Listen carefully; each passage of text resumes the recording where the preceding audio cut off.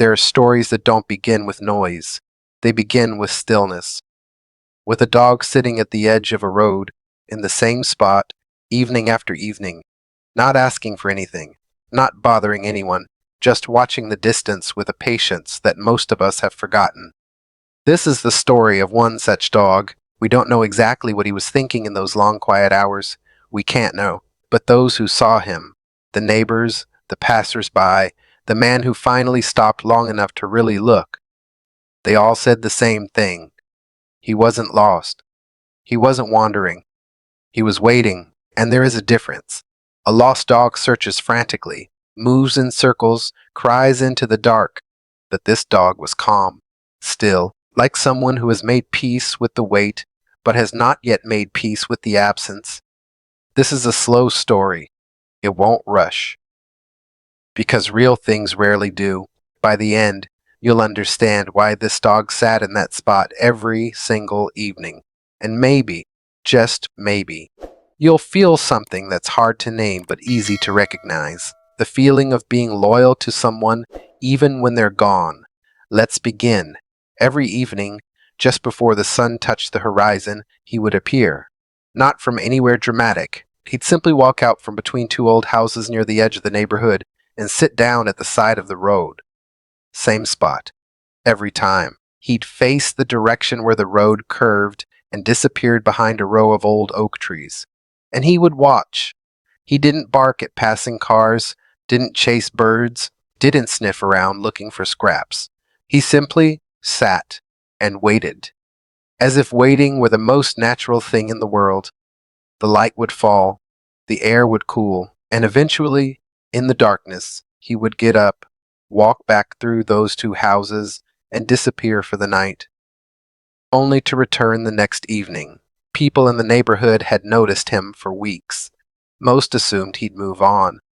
Most assumed someone would come for him, or he'd find somewhere else to be. But he didn't move on, and nobody came, which made a few people begin to wonder, quietly, in the way people wonder about things that don't quite make sense. What exactly was he looking for out there on that road? Nobody in the neighborhood knew exactly when he had arrived. He wasn't a dog that anyone had brought home. He hadn't shown up with a collar or a tag. He had simply appeared one day, the way some things do, quietly and without announcement, until they've already become part of the landscape.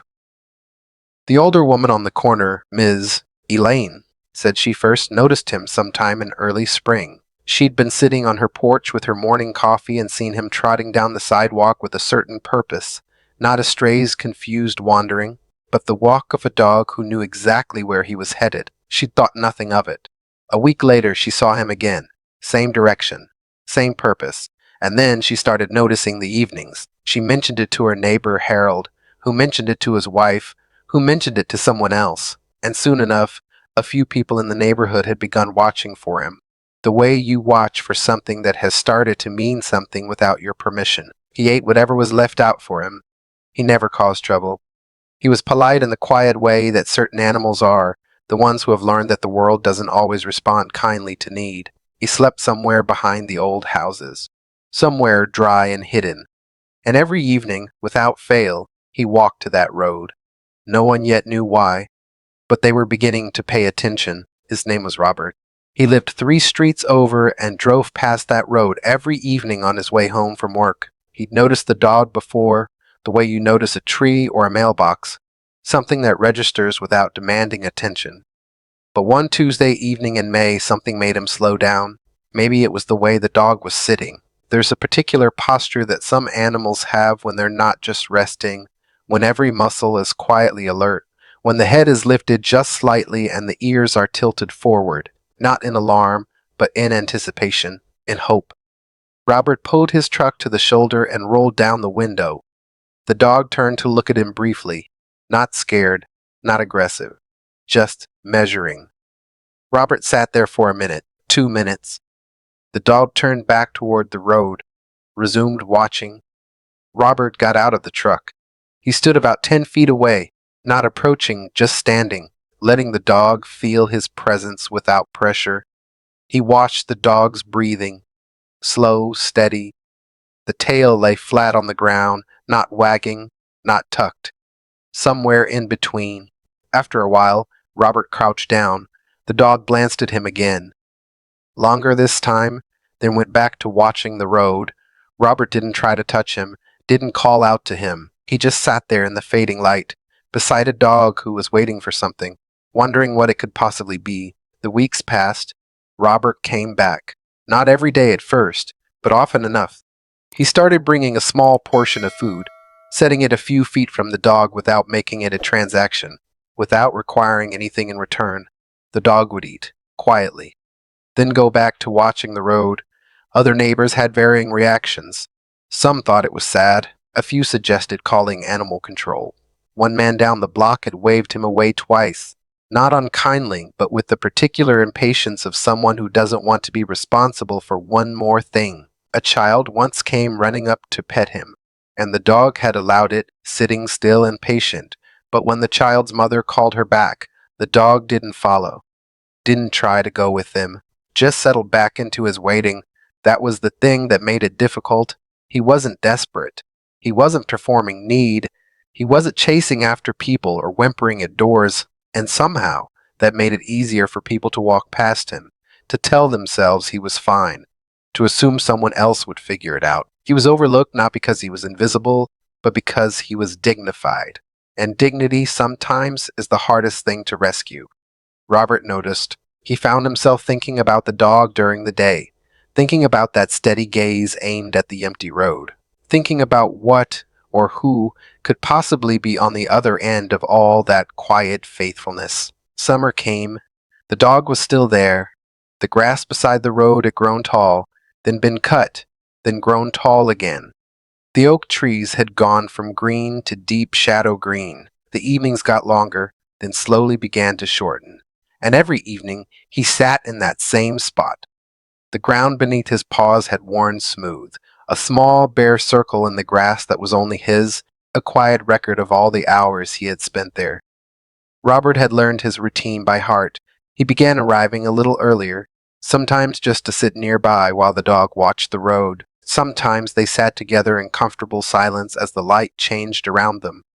Robert would drink coffee from a thermos. The dog would breathe slowly, steadily, ears always tilted slightly forward. There were evenings when a car would pass that was similar in sound or color to something the dog seemed to recognize. He would stand. His tail would lift, just slightly, just for a moment, and he'd take one step toward the road, then the car would pass, and he'd sit back down. Each time, Robert felt something tighten in his chest. He'd started asking around, talking to older neighbors, showing a photo of the dog to people at the corner store, the gas station, the small diner on the main road. And slowly, piece by piece, a story began to take shape. His name had been Charlie. That's what Robert eventually learned. An older man at the diner, a retired postal worker named Gene, had recognized the photo immediately. Said he remembered a dog by that name belonging to a man who used to live in one of the houses near the road. A quiet man. Lived alone. Not unfriendly, just private. And then, about 6 months back, the man had fallen ill. It had happened quickly. He was taken to a care facility 2 towns over. The house had been locked up. His few belongings were packed away by a relative who came and went in a single afternoon, and Charlie had been left behind. Not intentionally, Jean thought. Not out of cruelty. Just, in the chaos of sudden illness and grief and logistics, a dog had fallen through the cracks. Robert sat with that information for a long time. He drove to the road that evening and sat beside Charlie as the sun went down. He didn't say anything for a while, just sat. Then, quietly, he held out his hand. Not pushing, not pulling, just offering. Charlie looked at the hand, looked at Robert's face. Then, very slowly, for the first time, he leaned forward and pressed his nose into Robert's palm. It lasted only a few seconds, but something shifted. The air felt different somehow. The way air feels after a long rain has finally stopped. It wasn't a dramatic adoption. There was no shelter, no paperwork at first, no moment where someone lifted him into a car and drove away while music played. It happened the way real things happen, slowly, over days. Robert's neighbor, a woman named Dorothy, had seen Charlie a handful of times during her evening walks. She had lost her own dog 2 years before and hadn't been ready to open that door again. But she had started bringing treats, and one evening Charlie had walked with her a little way down the sidewalk before returning to the road, then a little farther. Then one evening, without any particular decision being made, he followed her all the way to her porch, sat beside her while she had her evening tea. He still went to the road sometimes. Robert noticed that. For the first few weeks, he still made his evening visit, but gradually, slowly, without ceremony, the visits grew shorter. The gaze toward the road grew softer. Less waiting, more resting. He began sleeping on Dorothy's porch, then inside in a bed that Dorothy had placed near the window, where, if he wanted, he could still see the road. Some things don't leave us entirely, and maybe they shouldn't. But there's a difference between a dog who waits because he has no other choice, and a dog who has learned that something good is already here. Charlie had waited a long time. He deserved to rest now, and rest he did, head on Dorothy's lap, eyes soft and half closed, tail moving gently in the warm afternoon light.